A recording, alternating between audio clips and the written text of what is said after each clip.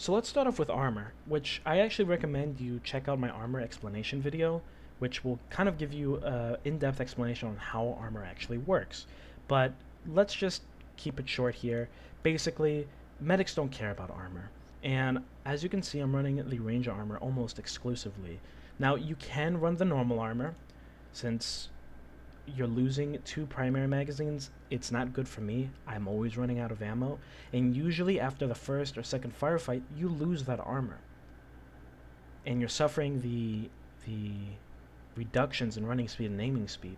So why have that extra durability at all, and instead just give yourself more primary mags? Now, of course, if you're not going to use all of the ammo, it's not worth equipping the ranger armor, but I do. So that's why I would recommend wearing the ranger armor, only if you run out of mags.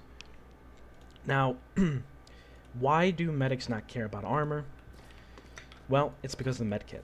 The medkit is the singular most OP fucking thing in the game. You're able to sprint, jump, prone, and even vault while healing. Okay, that wasn't a vault. Let me try again. You can vault over things while healing. And this is huge because no other class has access to on-the-fly healing like the medic does. And that means that you're always going to be at 100 health whenever you're in a firefight. This increases your lifespan, and it increases your KD and your kill potential. And that's why I'm always top fragging. Not because I am necessarily a great player, but because I understand the game at a fundamental level, and things like this keep me alive. Now also, it's positioning that matters and so on and so forth, but right now we're just talking about the med class. If you are trying to be the most useful player on your team, the medic class has it all. You can revive your teammates, you can heal yourself, and also you have access to a little thing called C4. Now, this also gives you access to killing vehicles.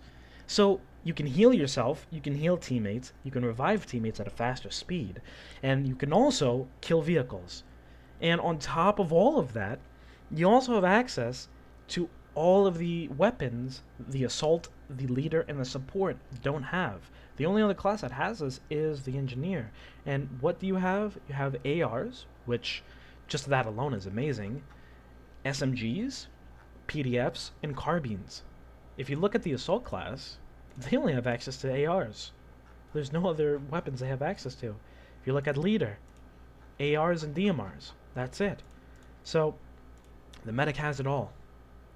Now, I'm not saying that there isn't a use case for all the other classes, and I think that if you aren't the greatest player in the world, and you're not going to be top fragging, there are different ways to help out the team.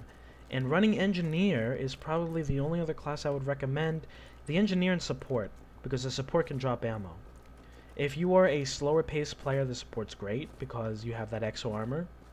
And the engineer, well, any vehicle that comes, if your team has 3, 4, 5, 6 engineers ready for that vehicle is just going to go bye-bye instantaneously.